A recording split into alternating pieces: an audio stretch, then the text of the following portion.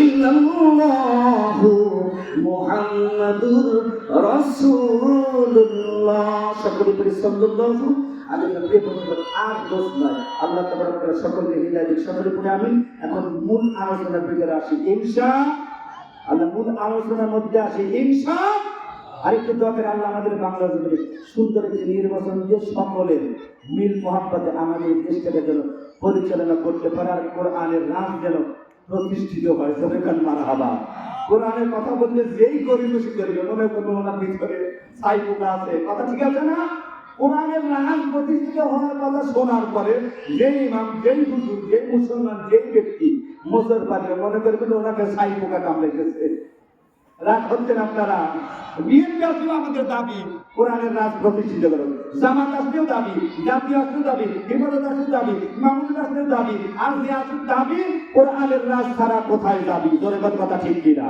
কোরআনের রাজ মুসলমানের সন্তানেরা চায়, চিৎকার করে বলুন সুবহানাল্লাহ। আমরা তো আল কোরআনের আলো ঘরে সংসদে যাবো, তাই না? আল কোরআনের আলো সংসদ বাদ দিয়ে, ঘর বাদ দিয়ে, গ্রাম বাদ দিয়ে, মহল্লা বাদ দিয়ে, বাড়ি বাদ দিয়ে আমরা এই স্লোগান দেবো, আল কোরআনের আলো সমস্ত মুসলমানদের কলিজার ভিতরে জ্বলো, জোরে মারহাবা। হ্যাঁ, কলিজার ভিতরে যতক্ষণ ঈমান মজবুত না হবে ততক্ষণ বন্ধ এই কোরআন যাবে না। কথা ঠিক আছে? সংসদ নয়, সংসদ আগেই চলবে। সব মুসলমান যদি এক হয় কোরআন মাথায় নিয়ে, কোরআন বুকে নিয়ে যদি চলে, সংসদের প্রয়োজন হবে না। ও নিজের সংসদ কিনে ওই সংসদে এমনি বাড়ির মাথায় ভরিয়ে ভরে আইয়া ও দুলাল হুজুর, ও কালু হুজুর, ও খাজা হুজুর, ও বাবু হুজুর, তোমার এইটা দরকার, এটা নিয়ে নাও। যারা কান সুবহানাল্লাহ।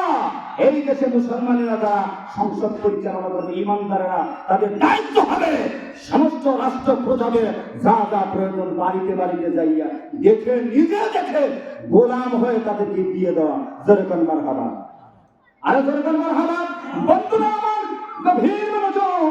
মুসলমান রাষ্ট্রের প্রধান হওয়া অত সহজ নাই, ইমানদারদের ইমামতি করা অত সহজ নাই। ধরে গেল কথা ঠিক কিনা? আমি বাঙাবাড়ি নৌবদের মসজিদের খতিব, সবচেয়ে কয়া থাকা লাগে, প্রতিদিন পায় গুড়মুড়া এবার সামানকে দলি, যেটা যদি সামনে যেটা ইমামতি করি, মুক্তারি যেটা দিয়ে ইমামের পিছনের ওই পা ফাটা থাকে, কবে যে ইমামের পা ফেটে গেছে, গালছি যদি ফেটে যায়, কবে যে আমাদের ইমামের গালছি ফাটা। ধরে কান জামা বেতন 8-10,000 কিন্তু জামা নাই দিই রাজকীয়, তারপর ওরা যাতে বলে যে আমাদের ইমাম অবশ্যই ইমাম। জোরে বলেন সুবহানাল্লাহ। বন্ধুরা আমার, গভীর মনোযোগ। মুসলমানদের ইমানদারদের ইমাম হওয়া খুব কঠিন ব্যাপার। ও বন্ধুদের বিড়ি খাওয়া যায় না, সিগারেট খাওয়া যায় না, মদ খাওয়া যায় না, জুয়া খেলা যায় না, তাস খেলা যায় না, হারাম খাওয়া যায় না, নাফরমানি করা যায় না, নৃত্য গান দেখা যায় না, পালা গান দেখা যায় না, বাউল শিল্পের ব্যাপারে হা করে দেয়, এইটাও ভালো জ্ঞান কিছু শুনি, এগুলো করা যায়। একটা করছে মানিকগঞ্জের বাউলগিরি শুরু করে দিয়েছে। জনগণ নাউজুবিল্লাহ, তাই মিলনেরই স্বাদ জাগে মনে। জনগণ নাউজুবিল্লাহ, আসিবে কৃষি লগন মোর জীবনে। শুইতেই মানে যে পছন্দ জানা যায়, আমাদের বাবা মানে কুকুরের মতো আচরণ মঞ্চে।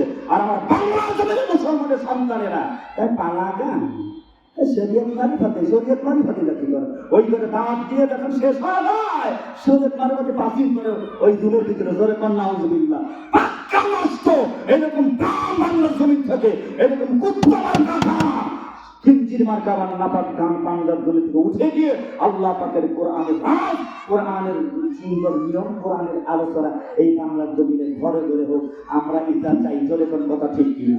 হ্যাঁ, আমাদের ডিজাইন কত রকমের গান, মমতাজ মমতাজ কত রকমের গজল আসছিল, খালি মনেই আছে খালি ওই পবিত্র জায়গায় মমতাজ। হ্যাঁ, আইডিয়া যায় আরে ভাইয়া জোরে কর নাউজুবিল্লাহ। ফাইটে গেছে জিন্দি শেষ। জোরে কম মমতাজ মমতাজ অবরি কবরি। আপনি কি আরো কিছু যত প্রকারের শিল্পী না পান ওই করে কইজনেরা সাজাই করে গান গায়, আর দেশের মানুষ এদেরকে বেমান বানাই থাকছে আর হাতে টানবে। হ্যাঁ, এগুলি সব কিছু নাফরমানি, এগুলি বন্ধ হবে হবে হবে ইনশাআল্লাহ। চিৎকার করে বলুন মারহাবা। বন্ধুরা, মুসলমানদের ইমামতি করা অনেক কষ্ট, মুসলমানদের দেশে রাষ্ট্রপ্রধানগিরি করা অনেক কঠিন, এবার প্রধানমন্ত্রী করা অনেক কঠিন। আল্লাহর নবীর প্রিয় সাহাবী হযরত ওমর রাদিয়াল্লাহু তাআলা আনহুর নাম শুনছেন নাকি? এই ব্যক্তি দেশ পরিচালনা করেছে, এই ব্যক্তি রাষ্ট্রপ্রধান ছিল। জোরে কথা ঠিক কিনা বন্ধুরা? ও বগুড়াবাসী বন্ধুরা, গভীর মনোযোগ। আল্লাহর নবীর প্রিয় সাহাবী খলিফাতুল মুসলিমিন হযরত ওমর রাদিয়াল্লাহু তাআলা আনহু উনি সুন্দর করে ওনার একটি মন্তব্য করে মুসলিম জাহানের সমস্ত ইমামদেরকে, সমস্ত নেতাদেরকে, সমস্ত আমিরদেরকে, সমস্ত এমপি মিনিস্টারদেরকে, সমস্ত প্রধানমন্ত্রীদেরকে জানিয়ে দিয়েছে, বুঝিয়ে দিয়ে গিয়েছে। ওমর ডাকতে বলে, মুসলমান বন্ধুরা গভীর মনোযোগ, আমি ওমর রাদিয়াল্লাহু তাআলা আনহু খলিফা হওয়ার পরে, প্রধান হওয়ার পরে বা প্রধান আছি, এই মুহূর্তে আল্লাহ রাব্বুল আলামিনকে আমি ওমর এত ভালোবাসি, এত ভয় করি।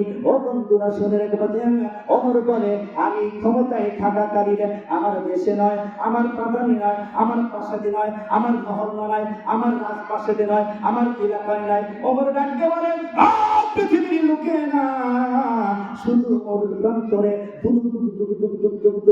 বালুর কণার মধ্যে মরুভূমির কোন এক প্রান্তে, কোন এক নির্জনে, কোন অচেনা জায়গায়, অপরিচিত জায়গায়, দূর দেশে পড়িয়া কোন একটি প্রাণী, ছাগল হোক, ভেড়া হোক, দুম্ব হোক, বকরি হোক, আর যাই হোক না কারণ আল্লাহর নবীর প্রিয় সাহাবী সতর্ক করে দিয়ে বলে দিয়েছে, ওই নির্জনে মরু প্রান্তরে অচেনা জায়গায়, নির্জন জায়গায় পড়িয়া আল্লাহ তাবারক তাআলার ভালো ভালো কোনো মাখলুক নাই, কোনো জানোয়ার যদি পড়িয়া ওইখানে বিপদের মধ্যে পড়িয়া রাতের অন্ধকারে তার ভাষা দিয়ে ওমর বলে বলে যদি ডাকে, ওমর রে, আমি ছাগল, আমি বকরি, আমি দুম্বা বিপদে পড়েছি, আমার পানির প্রয়োজন, আমার খাবারের প্রয়োজন, আমার সুস্থতার জন্য চিকিৎসার প্রয়োজন, এই বলিয়া ওই বকরি, দুম্বা, জানোয়ার নামক ওই বস্তু, ওই ব্যক্তি, ওই বিষয়টি যদি নির্জনে বসিয়া বসিয়া আমি ওমরকে তার ভাষা দিয়ে ডাকে, আর আমি ওমর যদি ওই বকরি, ওই ছাগল, ওই প্রাণীর ডাক না শুনে আমি যদি ওনার কাছে যদি যাইয়া ওনাকে যদি খেদমত না করতে পারি, ওনার প্রয়োজন যদি না মিটাই দেই, ও পৃথিবীর লোকেরা শুনে রেখে দাও, আমার ভয় হয় আমার কিয়ামত দিবসে ওই প্রাণীটি আল্লাহ রাব্বুল আলামিনের দুয়ারে যদি আমি ওমরের বিরুদ্ধে যদি নালিশ দেয়, আল্লাহকে ডেকে ডেকে বলি, মাবুদ তো তোমার বন্ধুর খলিফা, তোমার বন্ধুর প্রিয় সাহাবী খলিফাতুল মুসলিমিন রাষ্ট্রপ্রধান ছিল মাবুদ, আমি নির্জনে বিপদের মধ্যে পড়েছিলাম, ঝামেলার মধ্যে পড়েছিলাম, আমি দেখেছি আমার ভাষা দিয়ে আল্লাহ তোমার ওমর আমার ডাকে সাড়া দেয় নাই। আল্লাহ আজকে আমাদের কঠিন ময়দানে তোমার ওমরের বিরুদ্ধে আমি বকরি, ছাগল, ওই ওমরের বিরুদ্ধে নালিশ করলাম, চিৎকার করে বলুন মারহাবা। পৃথিবীর লোকেরা আমার এত ভয় হয়, আমার কিয়ামত দিবসে আমি ওমরকে ওই বকরি, ওই দুম্বা তার ভাষা দিয়ে আল্লাহ রাব্বুল আলামিনের দরবারে যদি বিচার দেয়, তাহলে আমি ওমর আল্লাহ রাব্বুল আলামিনের দরবারে আটকে যাব। চিৎকার করে বলুন মারহাবা। একটু জিকির করি লা ইলাহা, জোরে লা ইলাহা